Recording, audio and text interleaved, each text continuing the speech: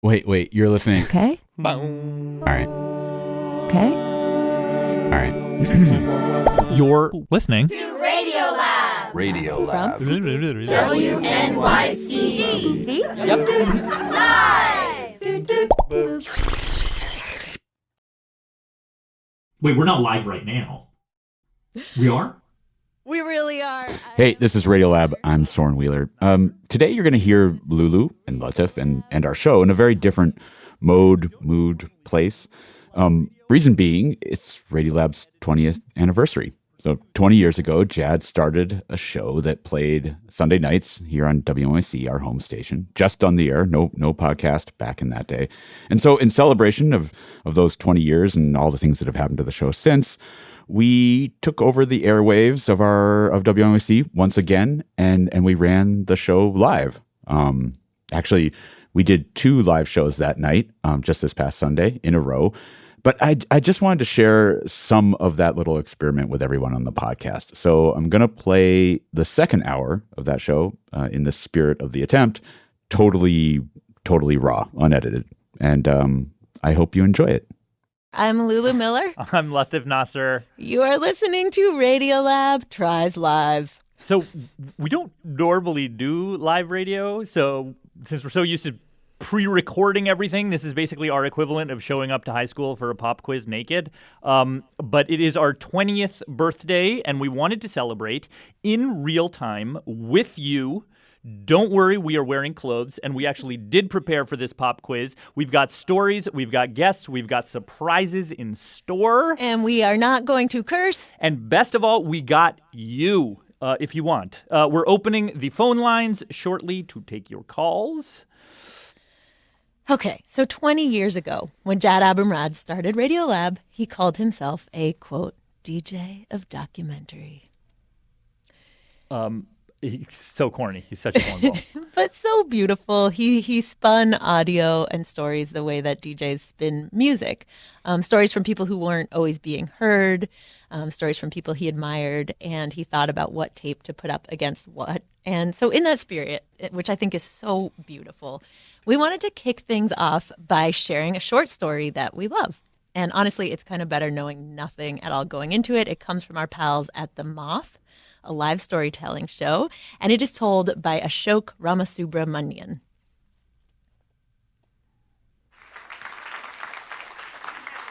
Sometimes when I'm walking down the street, people stop me and ask me for change. And of course, it's not change they want. They want money. But here's the deal. Like, I always have change. I always give them money.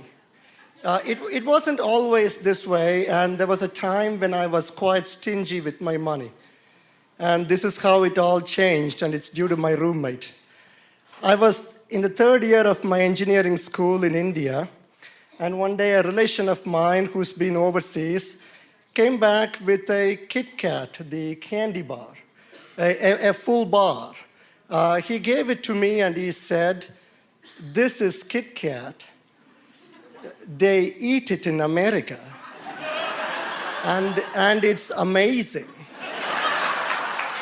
So when you're in India and when you have a roommate, tradition dictates that you share this thing with your roommate. And I looked at it, and it was like nothing I've ever seen before. It was beautiful. And I said, I'm going to eat just a small piece. I mean, I'll still share the bulk of the thing with a roommate. I mean, no harm done. I ate a small piece, and it was amazing. And I said, I'll eat a little piece more.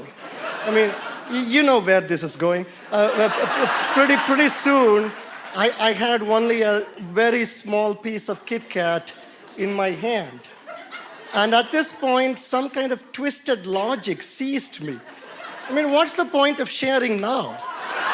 I mean, the roommate's gonna come home, and I gotta explain, dude, I had this full bar, I ate most of it, and there's only a small piece to share with. No, the safe thing to do is to eat that also and hide the wrapper. which is what I did. Now, in my 21 years in India, this Kit Kat has come into my life only 2 times. You already know the first time. Now here is the second. About 2 hours later, my roommate comes home. And he's clearly delighted about something. And joy is a concept that's very hard to pin down, but you know it when you see it. And I saw joy in the eyes of my roommate. The dude's clearly excited about something. Now, in his hand is a small paper napkin, folded up, and he opens it up, and inside is a small 1-inch piece of Kit Kat. Now, unlike me, who had wealthy relatives abroad, a friend of a friend had given him something, a small piece, and his eyes were filled with the joy of sharing. And he said, "This is Kit Kat. They eat it in America. And it's amazing." And his eyes were sparkling with joy. I've never seen anything like that since or before. Well, my own eyes, more confused than anything else. What am I supposed to say? Dude, I actually had a full bar. I ate it all. So you should eat this. So he proceeded to take a ruler. This is engineering school, so there's rulers all over the place. And the rulers that we use have one edge that's sharp, the better to draw lines with.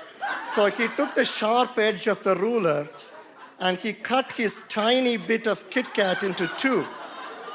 And he offered 1 piece to me. I ate it. What else are you supposed to do? It's too complicated to do anything else. But, 2 Kit Kats in a single day within hours of each other, the universe, God, if you will, is trying to send me a signal saying, "Dude, you are on the wrong path. You need to change." And so I did. Thank you. That was Ashok Ramasubramanian, and his story came to us via The Moth. The Moth is actually about to celebrate their 25th anniversary. Got us beat by 5. Happy birthday to The Moth. They have a new book out called How to Tell a Story, The Essential Guide to Memorable Storytelling from The Moth. That story makes me so happy. I just get warm when I hear it. Latif, can I tell you a fun factoid that may or may not be true that I learned recently about Kit Kats? Okay.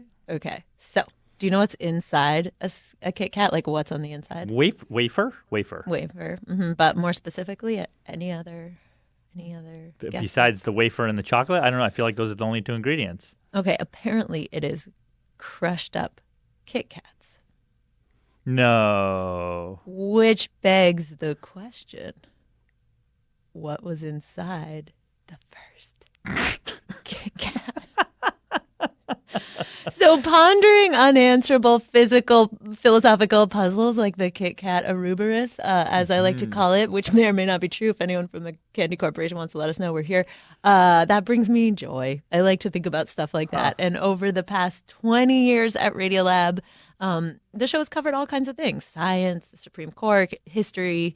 But I think it's fair to say we always try to keep our antenna tuned for moments of joy. We try to work at least one into every episode. So, listeners, we are calling on you to help us find some joy for this episode tonight. These are some dark times. There's war, there's pestilence, there's climate change, there's so much more terror. But for just a short segment here, let's focus on the hard-won joy. We're opening the phone lines. If you laughed so hard you cried in the last week, we want to hear about it. Call us at 844-745-8255. That's 844-745-TALK. Or send a tweet tagging at Radiolab or using the hashtag RadiolabLive.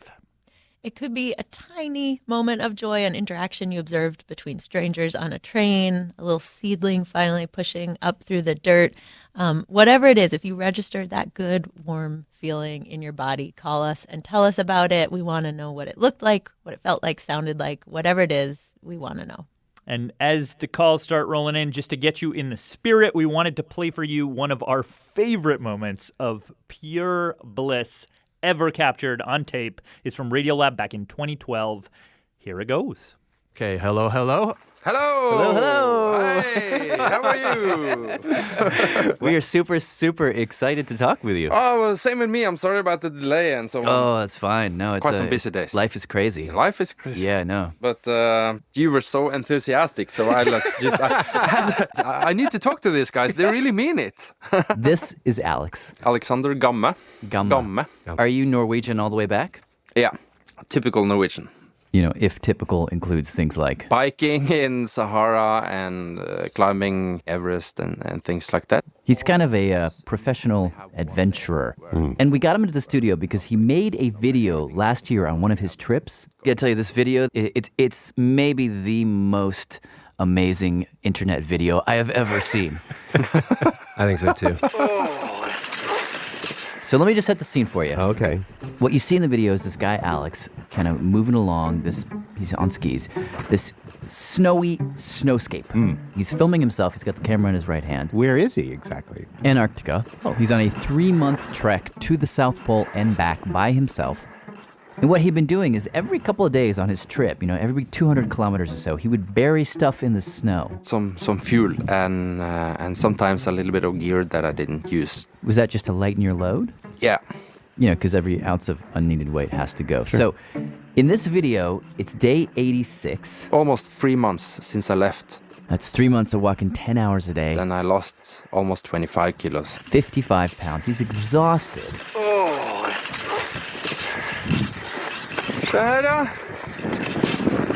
He's come upon his last cache. So on the last cache where this video is captured, What you see is Alex kneel in the snow, start to dig. I'm telling that I'm quite hungry. Whatever's in this last cache in the snow, it's been 3 months since he buried it. So I didn't really recall what was there. He hopes it's something good. So he digs up this bag of stuff, starts rifling through it.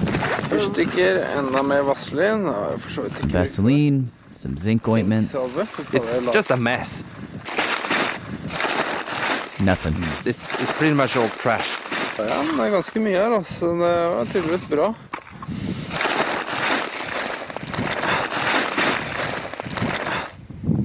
But then...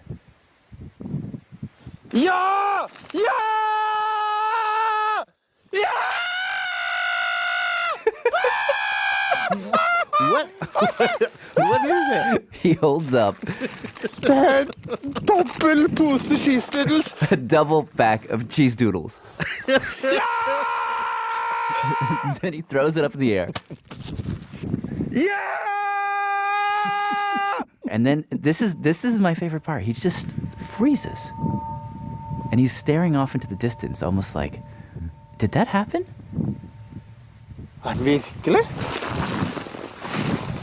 Is it real? So he starts to dig some more. And then...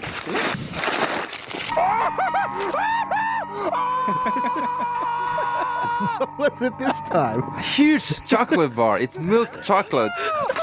And then it's just like... He finds some Mentos. I find more and more and more.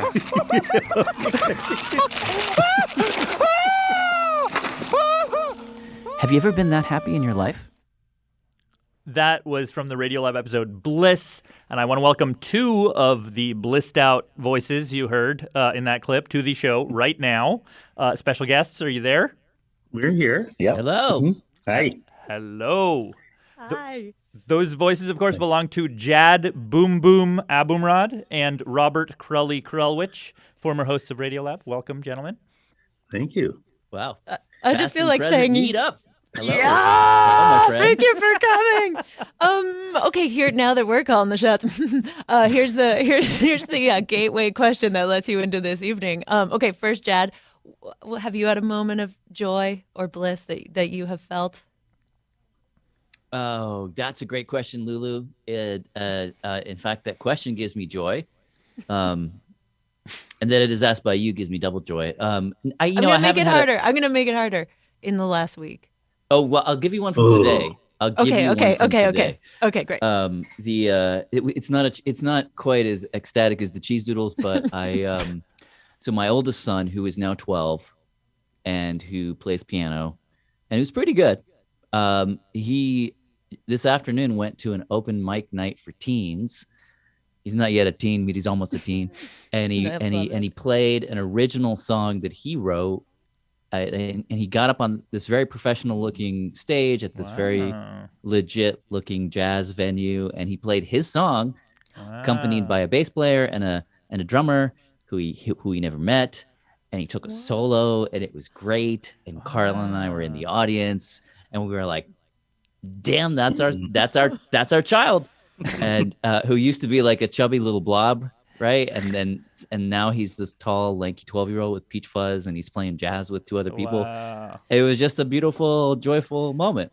You can't give us that's my moment. You can't give us an impression of what a little flavor of what the song sounded like. No, like if I had the piano in front of me, it wasn't like that kind of jazz. Okay, it was like Keith Jarrett standards. I don't know what that means. I didn't know. Okay, all right. You know what? It's pretty. It's pretty. It's like it's pretty jazz. Yeah, it was nice. He did great. I was really proud of him. Okay, Robert, your turn. My turn. So let's see. I guess it has to be today. Today, last 5 minutes, Crowley. Last 5 minutes. No, okay. Last week you could do. Last week. Well, no. In the last few hours, I have been completing my wild grass garden. So I have created a plot of land, roughly 40 square feet, on the corner of a property that I own, which is right by a road.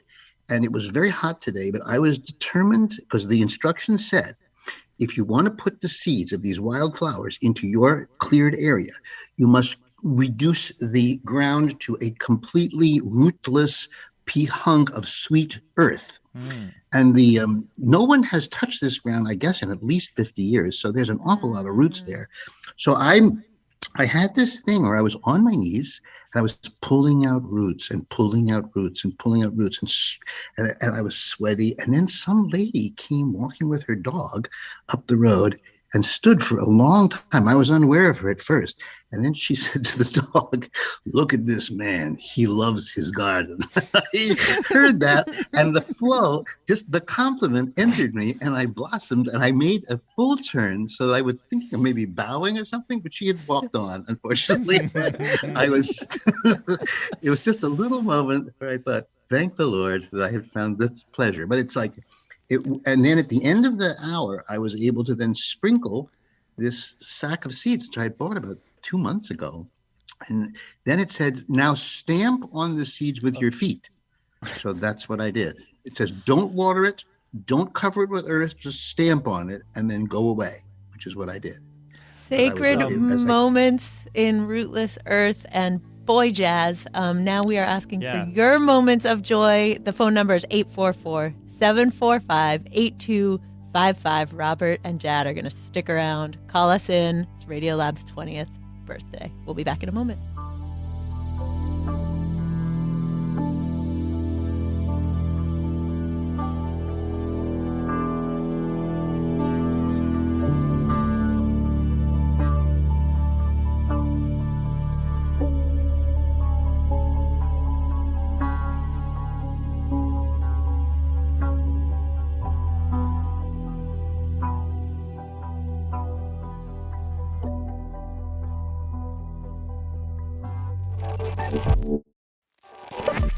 Latif, Lulu, Radiolab.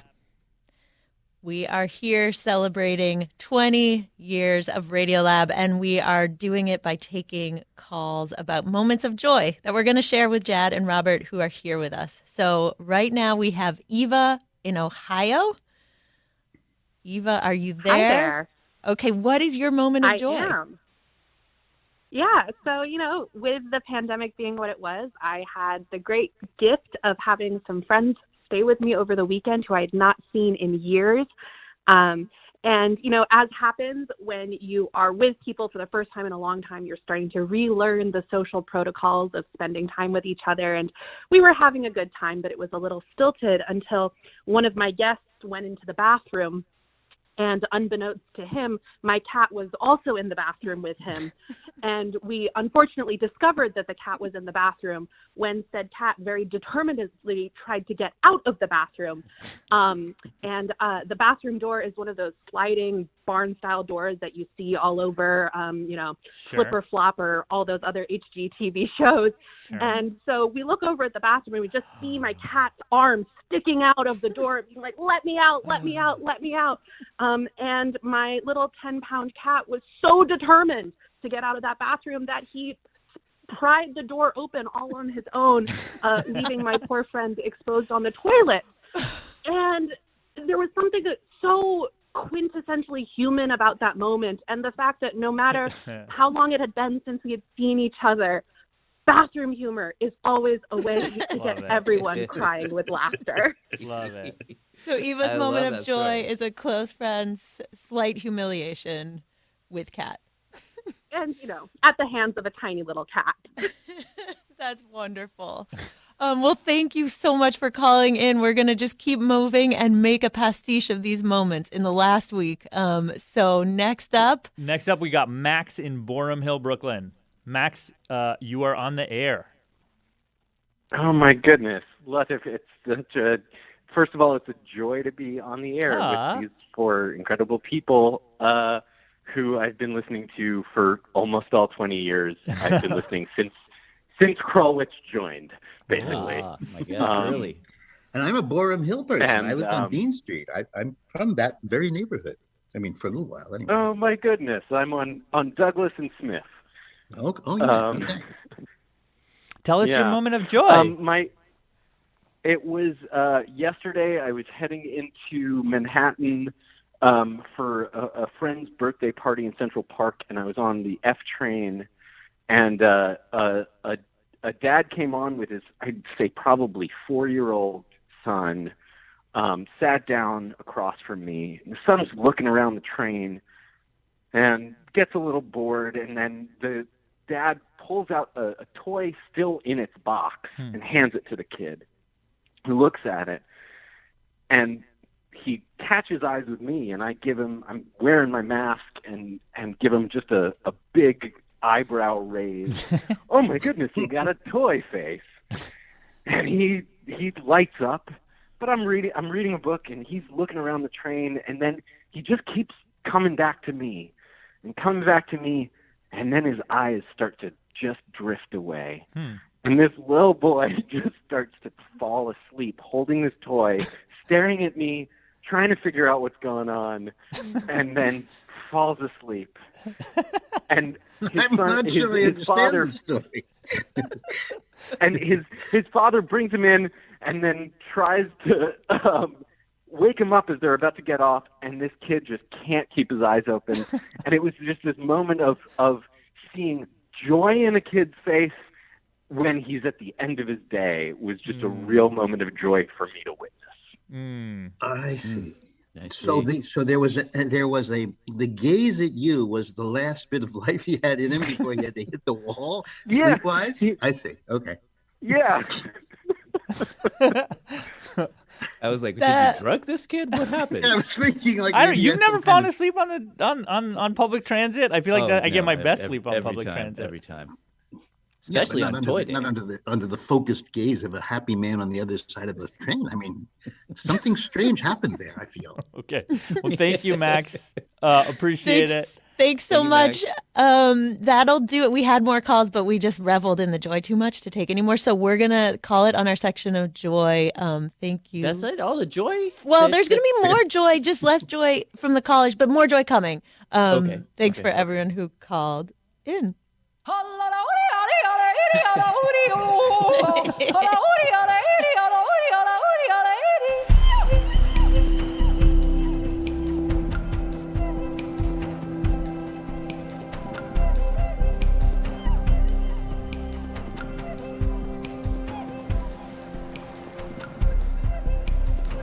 That yodeling was previously recorded by Lulu and myself. We are celebrating Radiolab's 20th anniversary today. 20 years ago, when Jad started the show, it broadcast live. He played audio from people he admired. We're doing that tonight too. Time now for another short story that we love. This one is called "Are You a Member of Washclub?" And it was originally broadcast on the BBC Radio 4 show Shortcuts. One night, I'm sitting in a student halls of residence. It's in a kitchen, sort of after midnight, and I'm chatting to this guy called Beaver. Beaver's telling me a story. He'd seen a bunch of teenagers hanging out in the 24-hour laundrette, and one of the kids was inside one of the tumble dryers and was kind of going around. When Beaver first saw this, he thought that they were torturing the guy in the tumble dryer, but when Beaver realised that the guy was actually inside the tumble dryer by choice, he demanded to be the next person to get a go in the machine.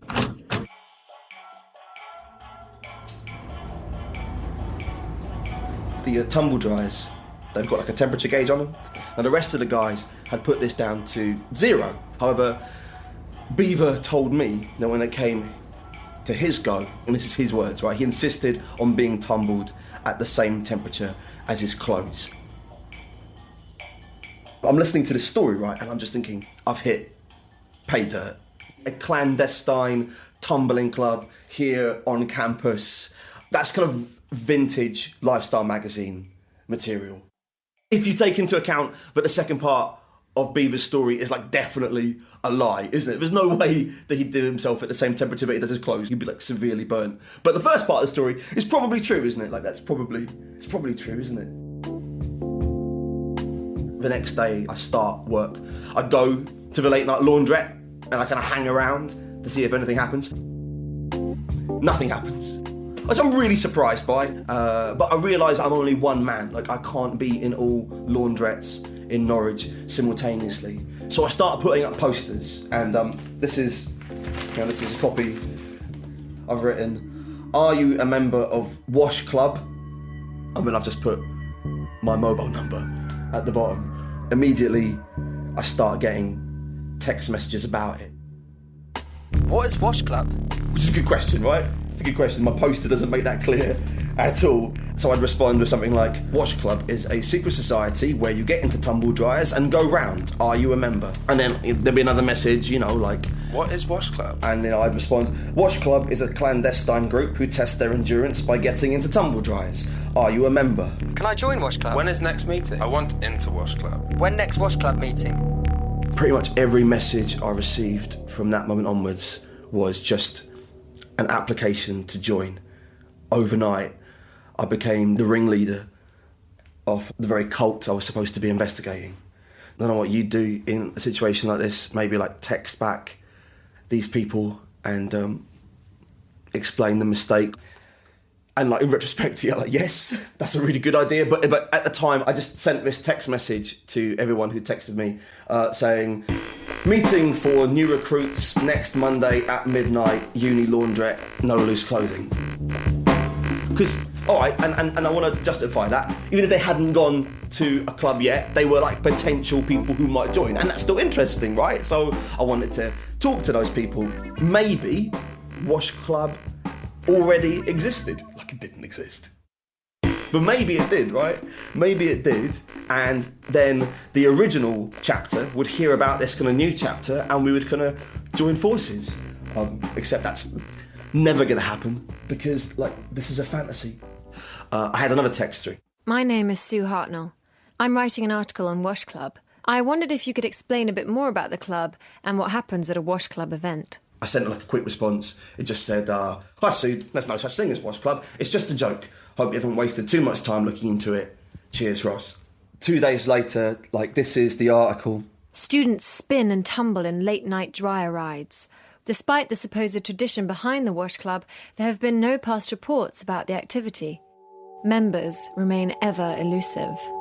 I decided at this point it's best that I don't respond to any more text messages, just in case any more journalists try to weed their way into my club. My plan is, right, that I'm also going to go down on that Monday at midnight and pretend to be another new recruit myself. So Monday rolls around. I'm killing time till midnight, so I go down to the computer centre of the university and start to do a little bit of preliminary research. There have been reports of people getting inside tumble dryers in other parts of the country, and that shouldn't be a surprise, really. I mean, there's bored teenagers everywhere, right? But there's one story which is in the seaside town of Tenby in Wales. Over a 48-hour period, every single industrial tumble dryer in Tenby was broken. Classic Wash Club activity. The thing that concerned me most about this article was a bit at the end where they did an interview with a tumble dryer repairman. He says, it's just lucky that the tumble dryers these kids got into weren't gas-operated tumble dryers, because if they had done that, then the fumes from the tumble dryer would have made them very sick and possibly could have killed them. And that did give me cause for concern based on what was going to happen this evening. But the reason why I knew it was all right was because Beaver told me, that he definitely went inside the machines on campus. And that's how I knew that they weren't gas-operated dryers. Even though Beaver said that he went in at the temperature that he did his clothes, and that clearly was a lie, he definitely went inside the machines, right? That part's true. And that's why I knew for certain that I hadn't just formed a death cult. Anyway, it gets to midnight. There's two guys already waiting outside drinking some beer. They ask me if I'm here for Wash Club. I say yes. I tell them I saw the poster. We stand and have a chat. We're waiting for Mr. Wash Club himself to kind of turn up and kind of validate what we're all doing here. Obviously, he's not turning up. He's me. But they don't know that. I use that time whilst we're waiting to talk to the rest of the guys about the kind of the small risk of these being gas-operated dryers and the fact that we could kill ourselves by getting inside it. And sort of slowly, over the next couple of minutes, we come around to the idea of maybe sacking it off. One of the guys invites us, all of us together, back to his halls of residence. About an hour later, one of his flatmates comes back and he asks us where we've been this evening. And I tell him. This story has this kind of cyclical nature to it, because here we are, back at the start again, sitting in a kitchen on the halls of residence, talking about getting into tumble dryers. Except this guy who's just walked in, he's me, and I'm Beaver. He asked us a question, which I didn't really answer at the time. Why would any adult get inside a tumble dryer?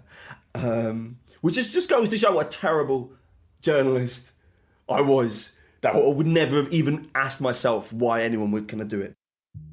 But I can answer that question now. At that point in time, I would have done anything for my life to have been like a story. Creating Wash Club was my opportunity to do that. For a minute, I got to be the axis around which everything else turned. Whether or not you have any sympathy for that, I think really depends on which perspective you take, right? I mean, because if you take the perspective of the person outside the laundrette looking in, then all you see is a twat going around in a tumble dryer. But if you take the perspective of the person inside the tumble dryer, then just for a moment, you get to see the whole world turning around you. That story came to us from Ross Sutherland's show called Imaginary Advice. It was originally produced by Eleanor McDowell for Shortcuts, a Falling Tree production for BBC Radio. All right, well, since we are here doing live radio at night, we thought we had to pay homage to Queen of Late Night Radio, Delilah, with an obscure electroacoustic dedication. In the first and only occurrence of this Never to Occur Again segment, a listener tells us who they want to dedicate a song to and why. And then Jad, who listens to esoteric music that mostly only robots like, picks out the song to play for that person. Jad, are you ready for your assignment? Sure. Let's do it. Okay. So Kelly Clancy just tweeted at us that she wants to dedicate a song to her husband, Jim, her, quote, favorite person to listen to music and Radiolab with. So what are you going to send out? What are you going to send out to Jim as a musical expression of Kelly's love? What you got? Well, I think I have the perfect soundtrack for that touching dedication. This is a song that goes simply by the name Construction. Okay. Because, Lulu, we are all just that. Constructions, works in progress, striving to be better. For real. Clunky and awkward. And yet somehow cold, detached in the face of an uncaring world. And so with that, I dedicate this song, simply called Construction Number 1 by John Wall, to Jim.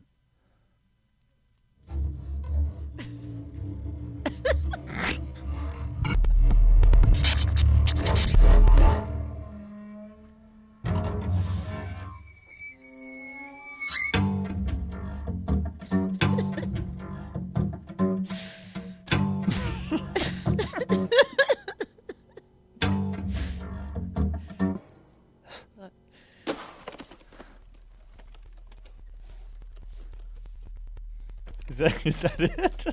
What more do you have to say, right? Okay. It just captures all of it. It really does. The relationship, just all of it. Not quite what I would have chosen, Jad. But thank you anyway, I guess, and thank you on behalf of Jim, who I'm sure is just bowled over with gratitude.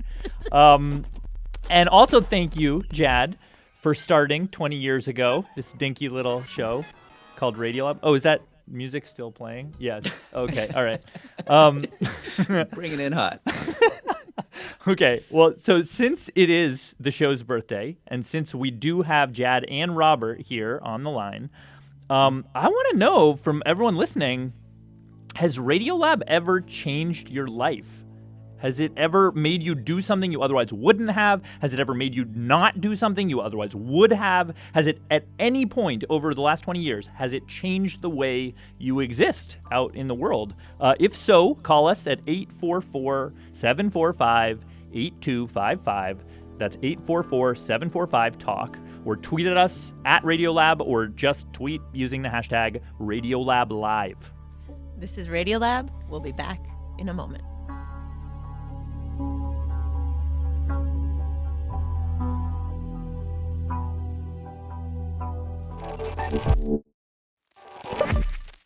I'm Lulu Miller. I'm Latif Nasser. Tonight, Radiolab's 20th birthday party live. We want to take a few minutes to hear from people about whether and how the show has changed your lives, and especially so in the presence of Jad and Robert. Our first call is coming from inside the house. It is Radiolab's W. Harry Fortuna, our production coordinator, here in the studio with us. Harry, hello. Hello. You have a story about Radiolab from before you actually worked here. I do. Radiolab is my, career change. I used to work in TV and film. And in that job, I was in my car a lot. I was a location scout, and I heard an episode, You versus You. And back then, I'm not proud of it, but I was a smoker, a pretty heavy smoker.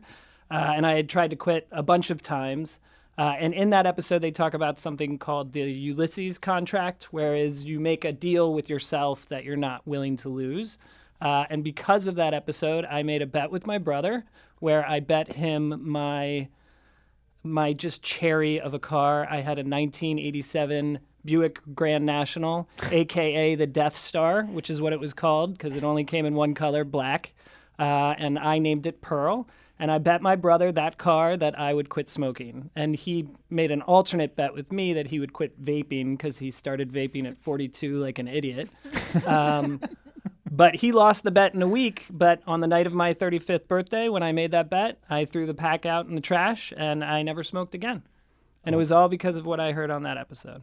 Wow. Jad and Robert, are you there? I'm a Harry Fortuna. That's pretty cool. I think it's pretty cool. My lungs, thank you. Okay. All right. And your brother, what happened to him? Did he stop vaping? Oh, no. I found out later that he lasted about a week.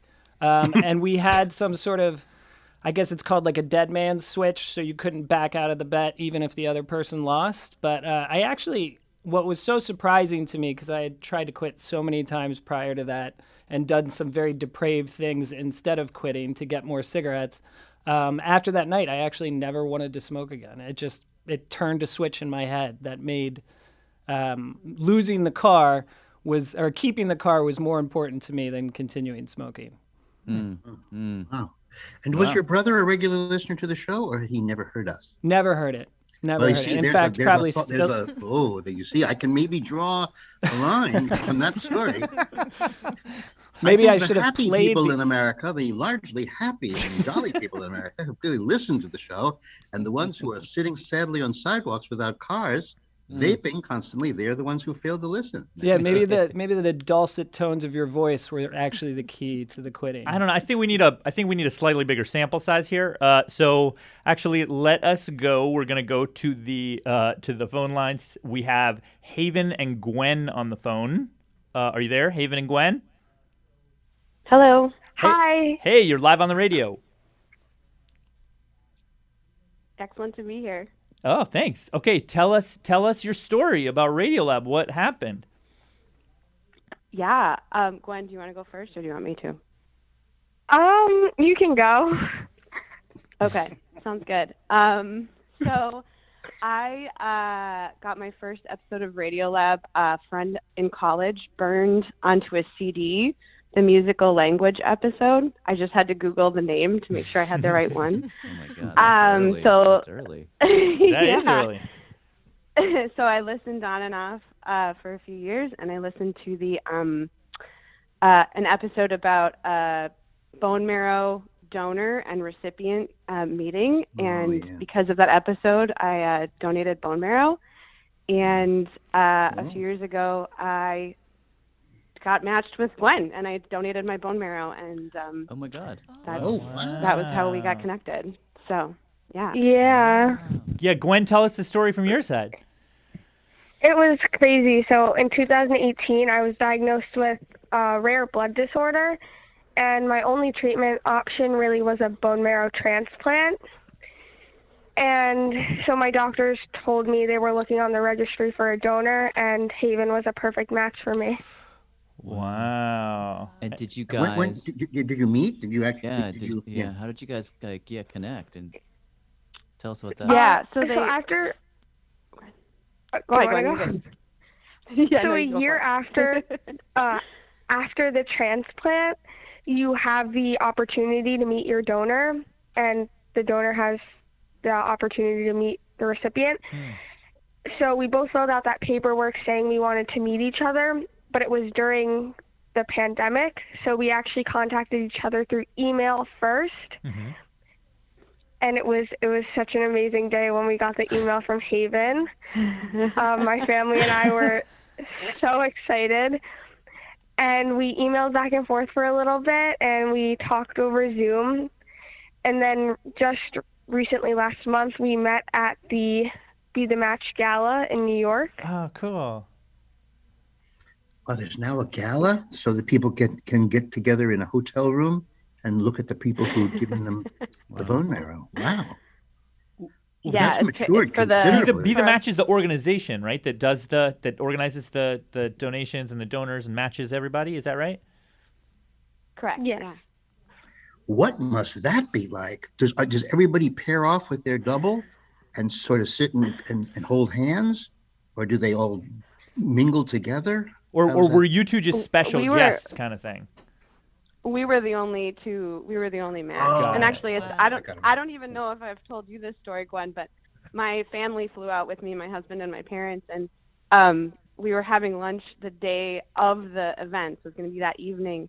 And my husband turns to me and he goes, well, so who are the other matches who are meeting up at the event? And I just looked at him and I was like, it's us. We're the only one. And he goes, oh, I was wondering why you were so nervous. And I was like, yeah, like this is a big deal. Oh my God. Well, I'm not sure if I realized it until I was there that we were the only two meeting. Yeah. Oh wow. Well, you're the only two match made in Marrow on our program too, so you should feel pretty special. Thank you for calling and telling us your story. For those of you who have not heard the episode or don't know about it, it's called Match Made in Marrow, and actually we got some stats on it. After we released that episode, approximately 3,600 people registered to become bone marrow donors, and 22 of those went on to match and donate. Meaning that potentially lives were actually saved, which is very, very exciting. And you too, listener, can register to donate. Go to bethematch.org to find out how. Lulu, you want to take our next caller? Yeah, Gwen and Haven, thank you so much for calling in. I don't think it gets any better. That's super cool. So we have another set of callers. I wanted to tell you one quick tweet we got, Robert, that came from MJ, who said, I have generalized anxiety disorder and PTSD, and I listen to the episode Tree to Shining Tree anytime I need to ground myself. And I know that's all of you in there, but that piece about the interconnectedness in trees and communication, I think, is such a special one. I also listened to that one for calming and had nothing to do with making it. So double thanks on that. Yeah. Robert, you know who MJ is, right? Michael Jackson. It's Michael Jackson. No, Michael Jordan. It's Michael Jordan. Oh, right. Michael Jordan. It wasn't Michael Jordan at all. Yes, it was. But it was Megan. Okay. I'm moving on to our callers. We have another set. We have Andy Barnes and Mariana Vedovato on the phone. Andy and Mariana, are you there? We are. Yes. All right. Welcome to the party. Can you tell us how Radiolab changed your lives and thank these old guys who are not very old for the thing they've put into the world? How did Radiolab change your lives? Well, first of all, thank you for having us. This is an honor to celebrate your anniversary with you. So how did Radiolab change our lives? So it was the summer of 2017, and I met up with a friend at a bar in Washington, D.C.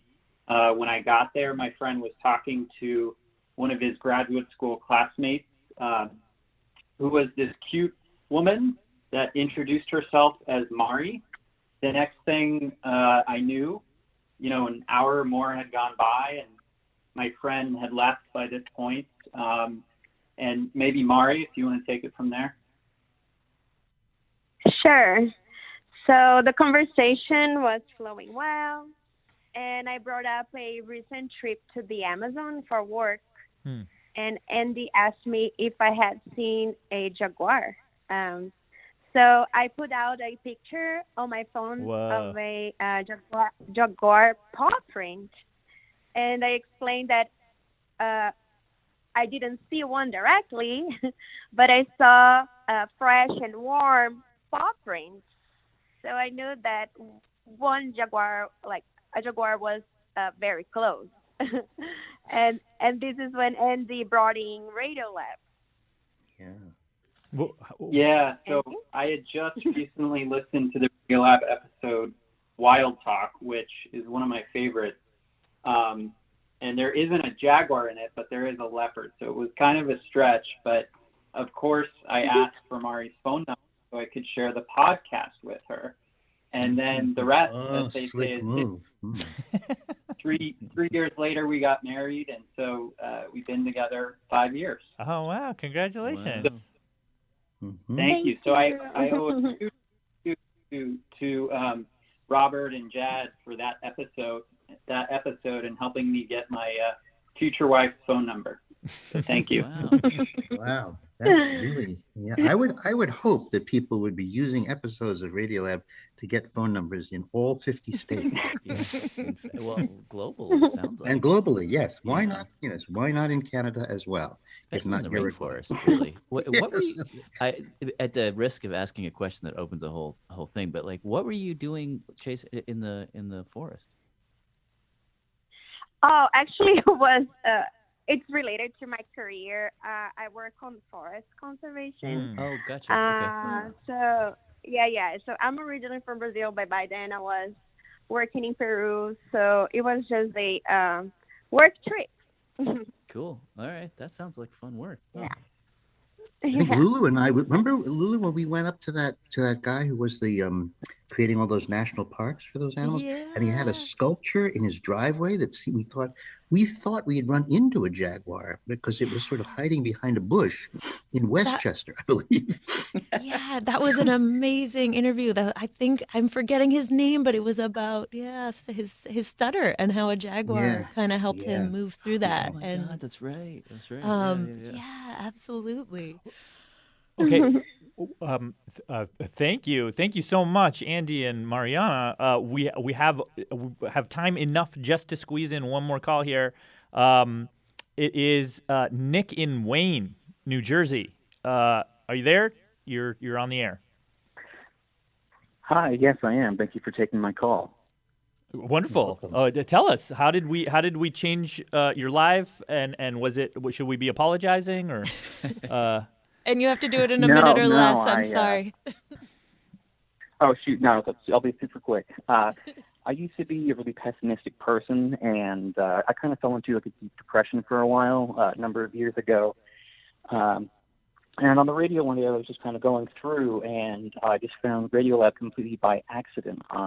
And it was the episode on colors, and learning that the fact that the world didn't have words for the color blue, and just the idea and concept of it didn't even occur to them. Like, I believe the mention was about how Native Americans didn't have a word for the color of the sky. That just concept of that kind of question didn't even occur to me ever before, and it gave me a deep hunger to learn more about the nature of the world, and it just led to such an appreciation for everything around me, and has kind of inspired this lifelong search for more knowledge and more just understanding of the world, and just constantly being amazed at what we don't know. Nick, that means so much. Thank you for calling in, and thanks to everyone who called in this whole night as we tried this out. We pledged to keep trying to change your life. Yeah. And biggest thanks of all to Jad and Robert for making this show, this little world that we live in. We love you both. Love you guys back. Love you too. Yeah, absolutely. So as our real thank you to you, Robert and Jad, and to all of the listeners who've listened over the 20 years and maybe are even still listening tonight, unclear. We've got our big ender for our birthday party, because no birthday party is complete without amazing refreshments. And so we have cooked up the biggest and best one we can think of. But we need some help. We need our callers. Callers, are you there? Wame Mothelo, are you there? Yes, I'm here. Great. And where are you? Where are you calling from?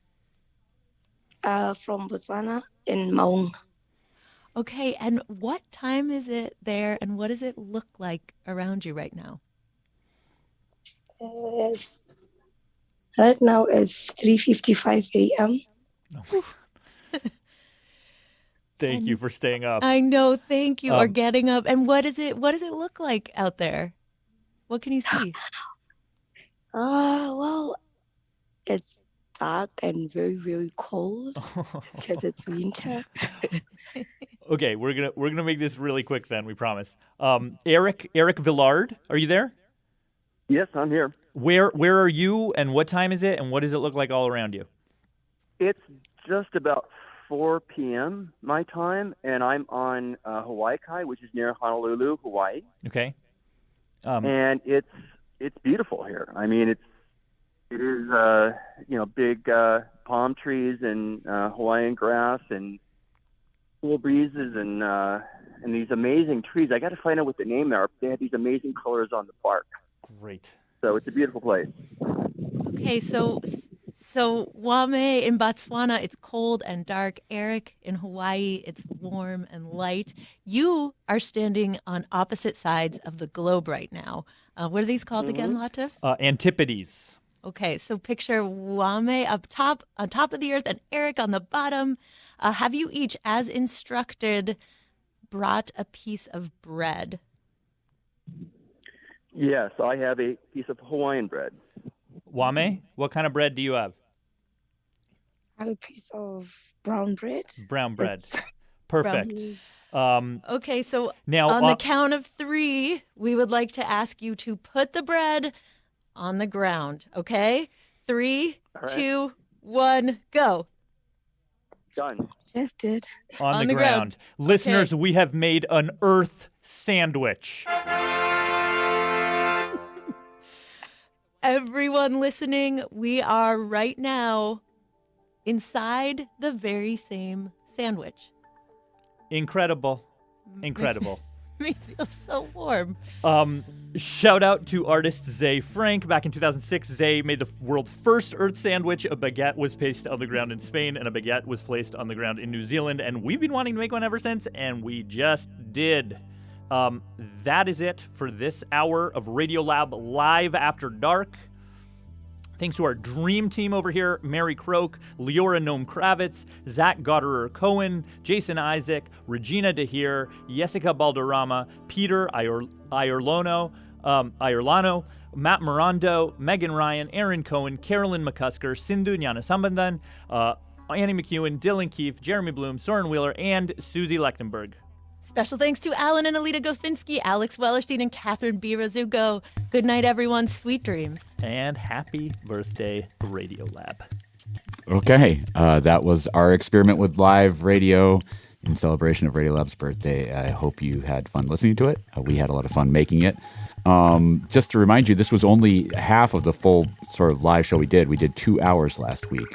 And members of the lab and Radiolab Plus on Apple Podcasts will get exclusive access to the first hour. I played you the second here. The first hour of that radio show, they'll get that next Monday, May 30th at 10 a.m. Eastern Time. So if you subscribe to the lab at radiolab.org/join and to Radiolab Plus on Apple Podcasts, you will be getting that in your feed. You can go back and listen to it and re-listen to it whenever you want. I'll tell you, there are some very fun things in that first hour. You get to hear from our editor, Alex Neeson's cat, Poppy.